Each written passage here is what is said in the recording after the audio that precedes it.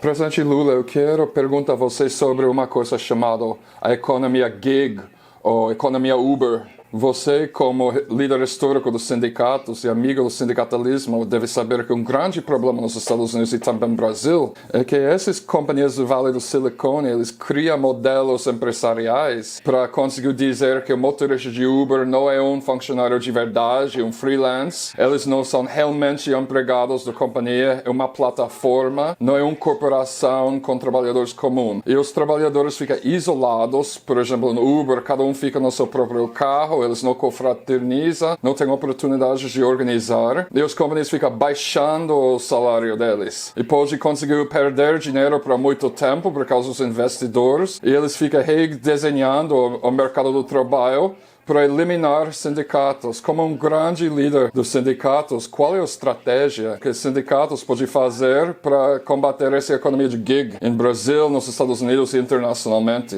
Michael, eu tenho tentado discutir esse assunto com os dirigentes sindicais brasileiros, porque é uma das preocupações minhas, já que eu fui dirigente sindical. Não sei se você sabe, mas desde a quebra do Lehman Brothers, 125 países no mundo já fizeram reforma trabalhista. 125 países no mundo já fizeram reforma trabalhista para tirar direito dos trabalhadores, não para colocar direitos. Ou seja, era quase como se você estivesse voltando ao tempo da escravidão. Você trabalha sem a certeza de que você vai ter trabalho no dia seguinte. Você trabalha sem ter a certeza de um seguro de acidente de trabalho. Você trabalha sem ter a certeza de poder se aposentar amanhã, sabe, em algum momento. Você trabalha com o teu próprio patrimônio, que numa batida de carro você pode perder. Sabe por quê? Sim, então, veja, o que eu acho? Tem muita gente qualificada, muita gente, engenheiro, muito advogado, tem gente que trabalhava no Congresso Nacional, que trabalhava no governo, e essa gente foi mandada embora e essa gente não tem emprego, então essa gente vai trabalhar no Uber, né? É quase como se fosse uma tábua de salvação, né? Quando um navio está afundando, você pega um botinho daquele pequeno, você pensa que vai se salvar, mas você não está seguro ali não é a garantia. O importante era que você estivesse num navio grande. E o sistema financeiro, e a mídia brasileira e a elite brasileira vende a ideia de que o Brasil está evoluindo porque está tirando o direito dos trabalhadores. O Brasil está evoluindo porque, sabe, está dificultando as aposentadorias dos trabalhadores. Não sei se você acompanhou pela imprensa brasileira, tem uma fila de mais de 2 milhões de brasileiros esperando se aposentar, e o presidente falou que vai contratar 4.000 soldados da reserva para resolver o problema da Previdência. No tempo que eu era presidente da República, entre 2007 e 2010, e depois no governo da Dilma, o trabalhador se aposentava em meia hora. Meia hora. O salário gestante saía em meia hora. O trabalhador não ia aqui atrás da Previdência, era a Previdência que ia atrás do trabalhador. Era a Previdência que comunicava ao trabalhador: você já completou o seu tempo de serviço, você tem direito à aposentadoria, pode procurar a Previdência Social. Éramos nós que comunicávamos. Então nós temos casos de trabalhador que se aposentou em 5 minutos. É só pegar as manchetes de jornais da época que você vai perceber o milagre. Tudo isso foi desmontado. Tudo isso foi desmontado no Brasil. Então, eu acho que as pessoas estão sendo educadas, não, porque o cara que trabalha no Uber é um microempreendedor. Eu contei outro dia numa entrevista, quando eu tinha 20 anos de idade, eu comecei a trabalhar de torneiro mecânico, e o meu sonho, naquele tempo a gente não falava a palavra microempreendedor, a gente não falava a palavra empreendedorismo. Eu queria ter um bar.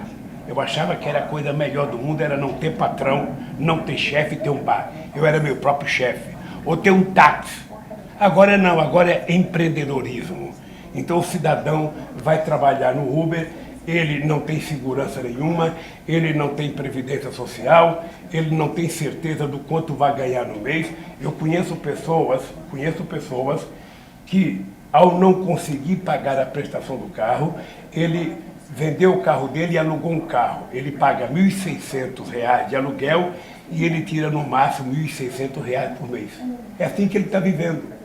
E as pessoas vivem porque não tem outra coisa para fazer, porque não tem outro emprego para fazer, porque não tem oportunidade. Então as pessoas entregam pizza, sabe, de bicicleta agora, embaixo de chuva. Esses dias um companheiro me dizia que deu uma chuva muito forte em São Paulo e está lá o coitado do pizzaiolo numa bicicleta se molhando para entregar uma pizza, porque não tem outro jeito de sobreviver, não tem emprego. E a gente deve dar graças a Deus a essas pessoas aceitarem fazer isso, porque senão vão virar assaltantes. É melhor elas trabalharem assim do que comprar um revólver para assaltar o primeiro que passar perto da sua casa. Então, o que nós precisamos fazer? Nós precisamos recuperar os direitos do povo trabalhador. Houve mortes, houve greves históricas para as mulheres conseguirem jornada de 8 horas em Chicago.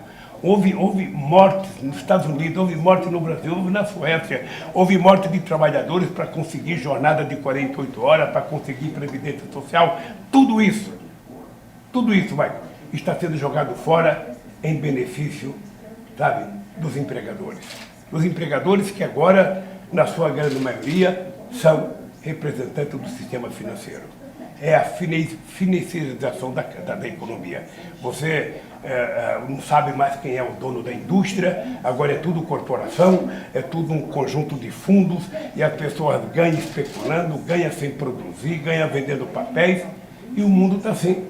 Então, o que eu acho? Em Singapura, houve um modelo em que um grupo de pessoas criaram um fundo para proteger os trabalhadores do Uber. E quando estava com um conjunto, acho que era 6.000 pessoas organizadas nesse fundo, eles procuraram a empresa, o Uber, para negociar direito para os trabalhadores. Obviamente que os trabalhadores vão ter que encontrar um jeito de se organizar, porque senão, sabe, a situação vai ser muito ruim. E eu acho que é uma questão de tempo, o movimento sindical tem que encontrar um jeito de organizar esses trabalhadores, sabe, que estão trabalhando de forma precária, sem nenhum direito, sem nenhuma garantia, porque tem que sustentar a família, tem que pagar a conta da luz, tem que pagar a conta da água, sabe, e no final do mês a vida é dura. Mas eu tenho certeza que nós vamos encontrar uma solução. Nós vamos encontrar a solução para isso. E é por isso que eu defendo que o PT, sabe, continue brigando. Toda vez que o PT tiver dúvida do que tem que fazer, o PT tem que lembrar para que ele foi criado. Se alguém tiver alguma dúvida de que lado o PT está e que briga o PT tem que fazer, é só pensar por que o PT foi criado. Quando o François Hollande foi eleito presidente da França, ele veio visitar o Brasil, no Rio +20, e eu recebi o François Hollande, comecei a conversar com ele, e teve um determinado momento que eu falei para o François Hollande: eu só queria te dar um conselho. Você sabe porque você ganhou as eleições. Então você pega o programa que você ganhou as eleições, coloque na cabeceira da sua cama, todo dia de manhã, quando você levantar, antes de lavar o rosto, leia os discursos que você fazia para ganhar as eleições, para você não esquecer. O Obama, eu fui visitar o Obama no começo do mandato dele. Eu falei para o Obama: Obama, você é um dos poucos presidentes no mundo que não vai ter dificuldade para governar. Ele falou: por quê? Eu falei: porque é só você ter a ousadia do povo negro que votou em você para você governar esse país. É ousadia. É fazer as coisas diferentes do que os outros se habituaram a fazer. E assim é que você vai governando o país, assim é que as coisas vão ficando certas, porque quando você ganha uma eleição, a primeira coisa que faz, mesmo a elite nunca tendo votado em você, mesmo os grandes empresários nunca votando em você, eles são os primeiros a se apoderar de você. É duro. Pessoa que você nunca viu, sabe, bate na tua porta todo dia. E os pobres que te elegeram não conseguem mais te ver. Então, meu caro, sabe, tem muita coisa para a gente aprender a fazer. Eu dizia para os meus assessores, eu ia para um comício e eu gostava de abraçar as pessoas, eu gostava de beijar as pessoas, e o segurança não deixa, o cerimonial não deixa, sabe, você sai num carro blindado, todo blindado. Eu falava, é engraçado, quando a gente está disputando eleições, a gente entra com o carro aberto, abanando a mão para todo mundo. Quando a gente ganha, não deixa nem a gente fazer assim para o povo, não deixa nem você abraçar. Quando os ricos vão no palácio visitar um presidente, não tem segurança. Agora, quando os pobres vão, tem segurança. É impressionante. Sabe? Então, é um aprendizado. É por isso, Brian, era por isso que eu queria votar em 2018. Era por isso que eu queria voltar a ser presidente em 2018, porque tinha muita coisa que eu aprendi que era possível fazer quando eu já estava fora do governo. Tem muita coisa. É possível fazer muito mais. Michael, é possível fazer muito mais, mas muito mais. E não tem que radicalizar, não, é cumprir a Constituição. É cumprir a Constituição. É cumprir a Declaração Universal dos Direitos Humanos e é cumprir a Bíblia. Está tudo ali. O que as pessoas têm que ter. As pessoas têm que ter casa, têm que ter escola, têm que ter emprego, têm que ter salário, têm que ter comida. Tudo está escrito. Não tem nenhuma lei que diga que as pessoas não fiquem sem comer. Não tem. Entretanto, você tem as empresas do Vale do Silício, você tem essas grandes empresas, sabe, que coordenam a internet no mundo hoje, que a gente pensava que ia ficar muito mais democratizado no meio de comunicação. Você tem hoje meia dúzia de empresas que coordenam tudo. Falsifica até a eleição. Falsifica até a eleição, ou seja, o ser humano, se não tomar cuidado, ele estará sendo transformado num algoritmo. As pessoas começam a saber o que você pensa, começam a saber o que você faz, começam a saber o que gosta de comer, começam a interferir e começam a contar mentiras. Foi assim a eleição dos Estados Unidos, e foi assim a eleição do Brasil, foi assim a eleição da Hungria. Durante uma entrevista recente com Nacho Lemes, do Telesur Espanhol, você falou que você acredita que os Estados Unidos ou poderes estrangeiros foram envolvidos nas manifestações de junho de 2013. Depois, algumas pessoas da esquerda vanguarda brasileira atacam você, acusando você de tentar reduzir a análise de conjuntura até uma mera intervenção da CIA. Mas eu sei, historicamente, o PT tem uma visão gramsciana do Estado. Não é só o governo, é as multinacionais, corporações, partido político. Então, você pode explicar exatamente o que você estava dizendo quando eu falo que tinha interferência externa? Primeiro, essa pergunta ela é importante porque permite eu dizer claramente o que eu falei na outra entrevista. Eu não disse que o movimento tinha começado com alguém da CIA. O movimento começou numa manifestação, sabe, das pessoas que lutam pelo transporte coletivo em várias capitais brasileiras. E foi um movimento legítimo do pessoal. Acontece que quando ele começou o movimento, sabe, e aí surgiram o Black Boys e começaram a quebrar algumas coisas, esse movimento ele foi tomado, sabe? Não foi esse movimento do transporte que colocou 1 milhão da classe média na rua, se manifestando contra o governo, se manifestando contra a Copa do Mundo, se manifestando contra quase tudo que aconteceu no Brasil. A Rede Globo de televisão nunca tinha parado a sua novela para transmitir o movimento de reivindicação de aumento de ônibus, ou reivindicação de salário, nunca. E de repente os movimentos eram convocados pela Globo, pelo SBT, pela Bandeirante, pela Record. Era convocado às 7 horas da manhã, meio-dia, às 3 horas da tarde, era convocado como se fosse uma festa promovida. era transmitida ao vivo as passeatas, nunca na história do Brasil essas coisas eram transmitidas ao vivo.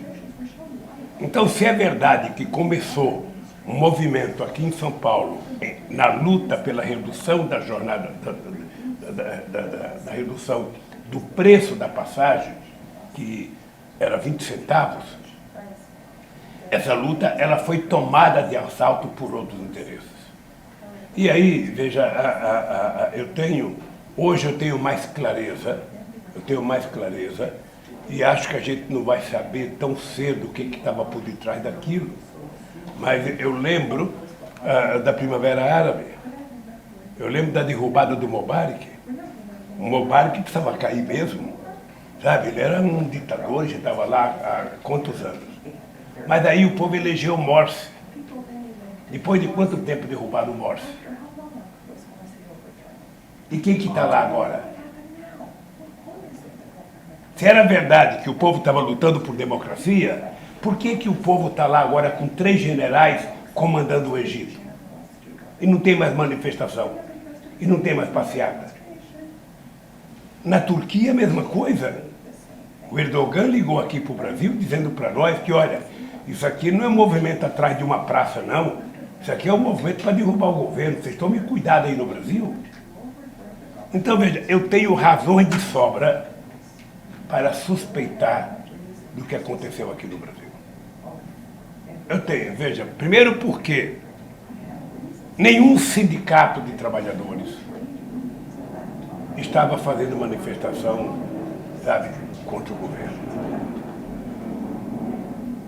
Era um movimento que a gente não sabia, as pessoas pareciam contra tudo e pareciam favoráveis, ou seja, a uma parte da sociedade, ou seja, era quase que uma coisa anti-PT, anti-Dilma, anti-Copa do Mundo, anti-Olimpíada.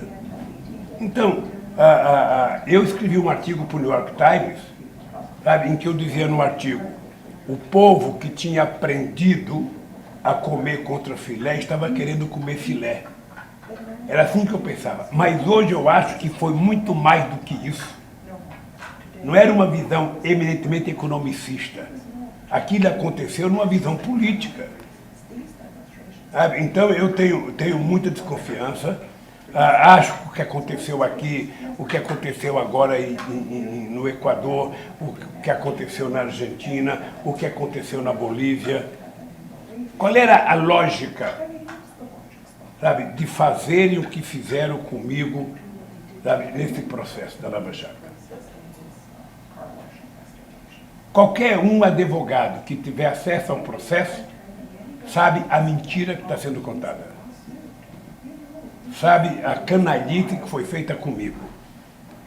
Sabe, o caso Lawfare, levantado pelo meu advogado e pela advogada, hoje é uma das coisas mais comentadas no meio jurídico do mundo, porque é uma forma mais moderna, mais eficaz de você derrubar democracias e acabar com democracias e acabar com a representação do voto popular. Foi assim que fizeram aqui. É assim que fizeram na Bolívia, é assim que fizeram com o Rafael Correa no Equador. Então, eu tenho muita desconfiança do que está acontecendo na direitização da política mundial. Né? E aí também, outra vez, eu acho que nós temos que levar em conta, sabe, que uma pessoa honesta, uma pessoa séria, sabe, ele não vai contar mentira no fake news. Ele não vai contar mentira no Zap. Sabe? Mas quem não tem valor, quem não tem dignidade, quem não tem moral, vive mentira. Outro dia eu vi uma reportagem que o Trump contava 12 mentiras por dia. 12, eu não sei se era 12, mas eu vi num jornal aí. Olha, como é que pode um presidente da República mentir 12 vezes ao dia? Como é que pode o Bolsonaro, você pega os tweets do Bolsonaro, a quantidade de mentiras. Ô, gente, quando a pessoa vira presidente da República, a pessoa tem que ser responsável.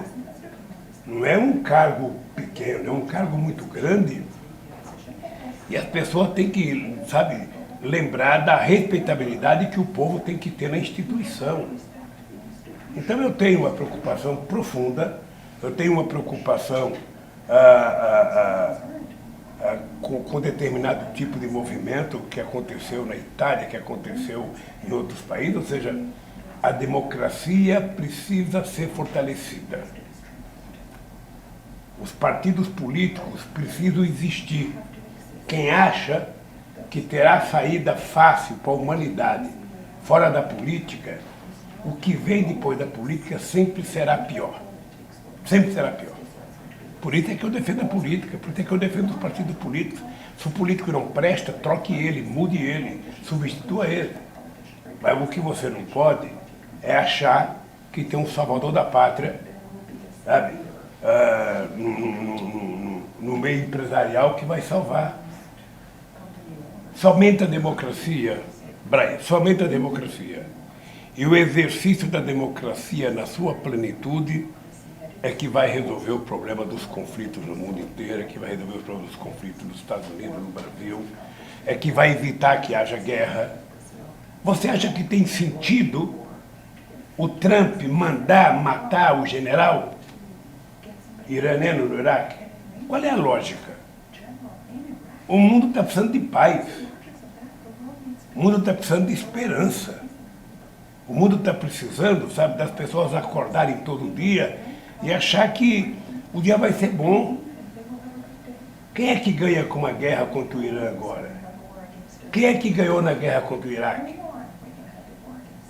Esse dia eu vi o Trump se queixar que o Irã conquistou o Iraque agora. Que a maioria é xiita, sabe? E que agora o pessoal é do Irã. Mas quem fez a guerra foi os Estados Unidos. E quando os americanos fizeram a guerra, eu estava lá com o Bush. Dia 10 de dezembro de 2003, depois eu tive com o Clinton em Davos, sabe? E o Clinton dizia, o Bush vai estar trabalhando com pesquisa. Se ele perceber que ele vai ganhar as eleições, ele vai atacar o Iraque. E atacou. A troco do quê? Para quê? Melhorou a vida do povo do Iraque? Melhorou a democracia no Iraque? Não melhorou, está pior. Hoje você tem uma sociedade nômade andando no mundo que são pessoas contratadas para assassinar, são pessoas contratadas para dar golpe, são pessoas contratadas para fazer guerra, sabe? Então, eu estou convencido que os governantes, aqueles que gostam da democracia, vão ter que fazer um esforço muito grande para restabelecer os valores da democracia. Porque sem a democracia a gente não vai a lugar nenhum. Por isso é que eu fico torcendo que nas próximas eleições nos Estados Unidos, os americanos possam eleger alguém comprometido com a democracia, alguém comprometido com a paz, alguém comprometido com o desenvolvimento, alguém comprometido com a harmonia entre os povos.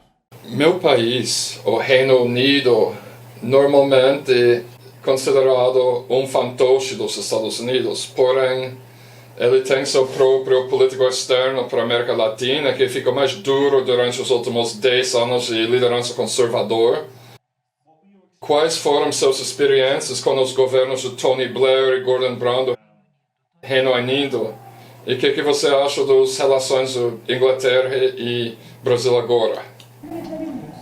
Em 1980, eu era dirigente sindical aqui na cidade de São Bernardo do Campo. E eu fui fazer greve na Inglaterra, quando os mineiros ficaram 11 meses de greve e a Margaret Thatcher derrotou os mineiros. Eu estive lá 2 dias fazendo discurso e fazendo passeada com os mineiros. A relação do Brasil com a Inglaterra é uma relação muito respeitosa. O Brasil teve momento em que a figura da rainha era uma coisa muito acima da compreensão normal dos seres humanos. não sei se você sabe, aqui no Brasil ainda batizou o filho do príncipe Philips aqui, transmite na televisão, mostra na televisão, é toda uma é a única rainha que ainda mantém, sabe, a força da coroa. Eu tive uma boa relação respeitosa com Tony Blair e tive uma boa relação com o Gordon Brown. Foram os dois governos com quem eu tive contato. Lamentavelmente, o papel do Tony Blair na decisão da guerra do Iraque foi lamentável. Ele sabe que foi lamentável. Ele sofre hoje nas ruas de Londres agressões por conta da guerra do Iraque. E ele sabia que não tinha armas químicas no Iraque. E sabe por que nós também sabíamos? Porque o secretário que cuidava do Departamento de Armas Nucleares na ONU era brasileiro. Era o embaixador Bustani. Ele era o secretário que cuidava de armas químicas e ele cansou de dizer não tem. Por conta dele dizer que não tem, os americanos exigiram que o Fernando Henrique Cardoso, sabe, tirasse o Bustani, e ele foi tirado. Aí colocaram o japonês, que dizia que tinha. Ou seja, já faz quanto tempo que invadiram o Iraque, cadê a arma química? A única arma química que tinha lá era o próprio Saddam Hussein, que mentiu para o povo o tempo inteiro, e o Bush, que mentiu para o mundo o tempo inteiro. Então eu acho que eu posso até dizer com certo orgulho que o Tony Blair e o Gordon Brown me ajudaram no início do meu governo. Eles eram muito simpáticos. Eu acho que pelo fato, sabe, de eu ser um operário, de ter trabalhado dentro de fábrica, o Gordon Brown, quando cuidava da economia inglesa, ele me ajudou muito, ele falava muito bem do Brasil aos jornais estrangeiros e isso ajudava bastante. E eu tive uma relação muito boa com eles, muito boa. Mais forte com o Gordon Brown, que eu achava uma figura mais séria, mais comprometida, né? Mas do ponto de vista comercial, é um comércio pouco, acho que chega a 8 bilhões de dólares, é muito pequeno, porque o Brasil não é levado muito em conta, né? O Brasil não é levado muito a sério, sabe, nessas partes do mundo, sabe? Eu fui muito bem tratado pela rainha da Inglaterra, sabe, muito... Mas o Brasil não tem, como é que fala, força, sabe, política internacional, então o Brasil não é tão levado em conta. Ele foi levado em conta no nosso período, e eu acho que ele foi levado em conta pelo fato de ser o primeiro metalúrgico a chegar à presidência. Na verdade, eu era um estranho no ninho, né? A gente pode dizer, eu aqui como Evo na Bolívia, ou seja, você imaginar um Evo, um índio cocaleiro presidir a Bolívia. Eu conheci o Gore, que foi o presidente que renunciou, acho que em 2003, ele não falava nem espanhol. Ele queria explicar alguma coisa, ele utilizava o inglês, ele tinha dificuldade de falar espanhol, e era presidente da Bolívia. O presidente verdadeiro foi o Evo Morales, que fez política social, que fez política de inclusão social, que reduziu a inflação, que gerou empregos, que aumentou as reservas internacionais da Bolívia, é maior do que o PIB. Tudo isso feito por um índio. E a elite agora derruba ele. Então, eu guardo boas recordações da Inglaterra. Eu fui na City fazer debate, sabe? Eu estranhava aquelas senhoras bastante idosas, aqueles senhores bastante idosos, tudo muito diferente para mim, mas muito respeitoso com o Brasil, muito respeitoso, e o Brasil muito respeitoso com eles. Eu fui no Congresso inglês também. Agradeço muito a solidariedade que o Labour Party dedicou a mim nessa prisão agora. Eu até vou escrever uma carta para o Corbyn agradecendo ao trabalho que ele fez de solidariedade à minha injusta prisão. E eu espero que o Brasil saiba que a Inglaterra é importante politicamente e que manter relações saudáveis, sabe, com a Inglaterra é sempre uma porta aberta para que o Brasil possa penetrar, sabe, em outros países do mundo. Você citou Miyakoto recentemente, dizendo que quando o povo está com medo, eles elegem monstros para proteger eles. Eu quero saber duas coisas sobre isso. Primeiro, eu sei que precisamos de um programa, uma pauta política pública, mas tem elementos espirituais ou emocionais que um líder precisa para ajudar ele tira o medo do povo e tem um sentimento de esperança. E será que Bernie Sanders é esse tipo de pessoa? Será que Bernie Sanders seria esse tipo de líder? Olha, eu não tive o privilégio de conhecer o Sanders pessoalmente. Eu conheço através de imprensa, conheço através de pessoas que estiveram com ele, conheço através das falas dele de solidariedade a mim. Ele conversou com um companheiro do PT, conversou com o companheiro Fernando Haddad. A impressão que eu tenho é a melhor possível. E a impressão da última campanha que ele fez, ou seja, que embora ele não tenha conseguido passar a primária do Partido Democrata, ele fez uma campanha muito empolgante para a juventude e com um discurso para os Estados Unidos muito esquerdista, né? Porque eu durante mais de 20 anos fiquei procurando se encontrava alguém de esquerda num bar americano e não encontrava. Então,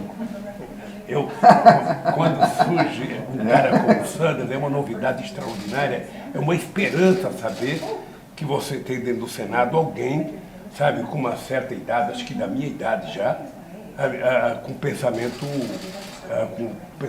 forte. E eu acho isso importante porque, sabe, um país que tem o tamanho da economia americana é um país que pode melhorar muito a qualidade de vida do seu povo se preocupar menos com guerra.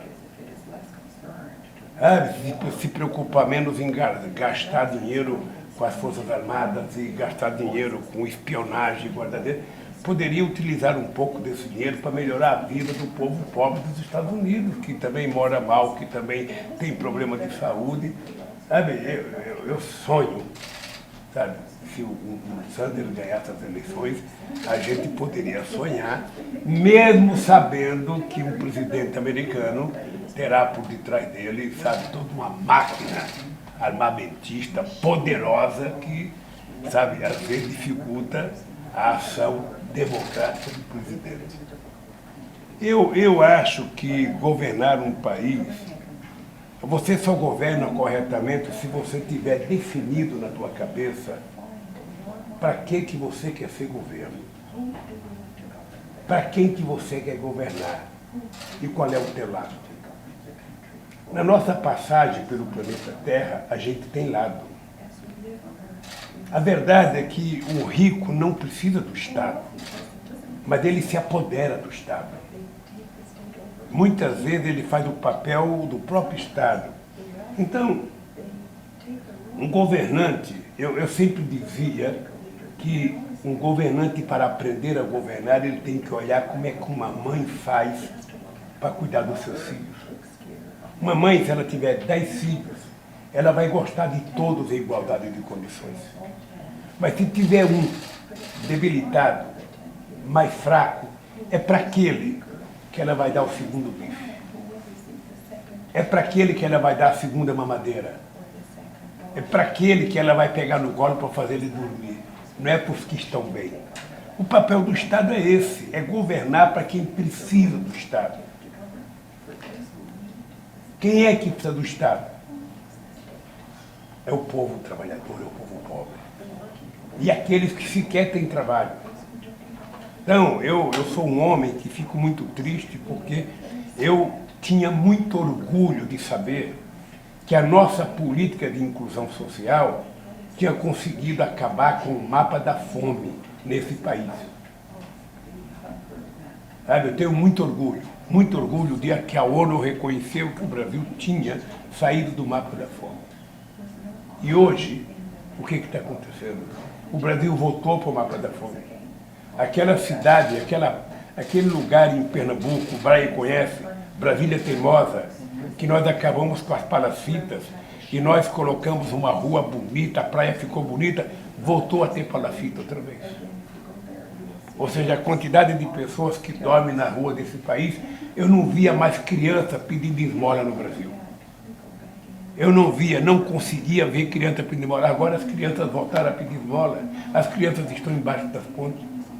Um país rico como o Brasil, não tem sentido. E a revista Forbes publica a lista dos 20 homens mais ricos do Brasil. Eu sinceramente, não. As pessoas dizem que eu estou radical, não estou radical. Eu estou mais humano. Eu aprendi na cadeia a ser mais humano. Eu refleti mais.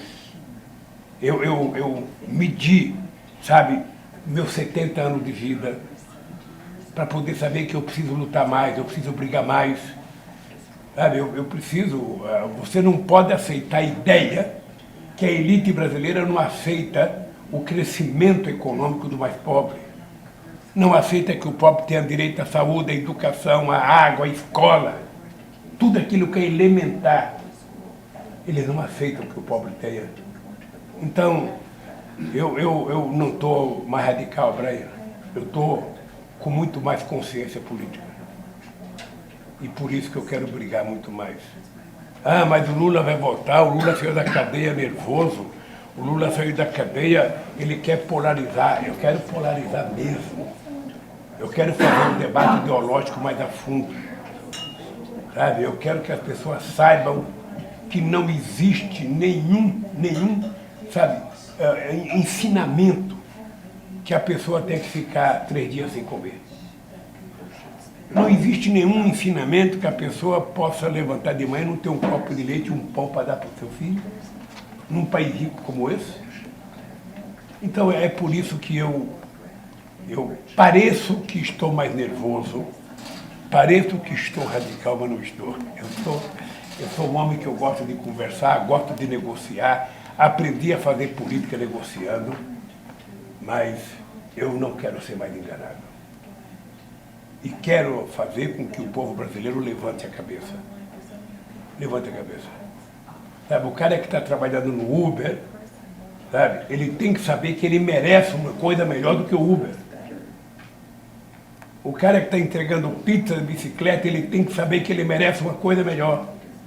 O cidadão que está dormindo na calçada, ele tem que saber que ele não precisa dormir na calçada. O Estado tem obrigação com ele. Senão, para que Estado? Então é assim, meu caro Daniel, que eu termino agradecendo a entrevista. É sempre muito difícil porque eu não falo inglês e você não fala português. Mas eu acho que quando a gente fala a verdade, a gente fala um pouco com a alma e com os olhos, e eu acho que as pessoas percebem. A minha crença popular, eu aprendi com a minha mãe. Toda vez que você estiver conversando com um ser humano, olhe nos olhos dele.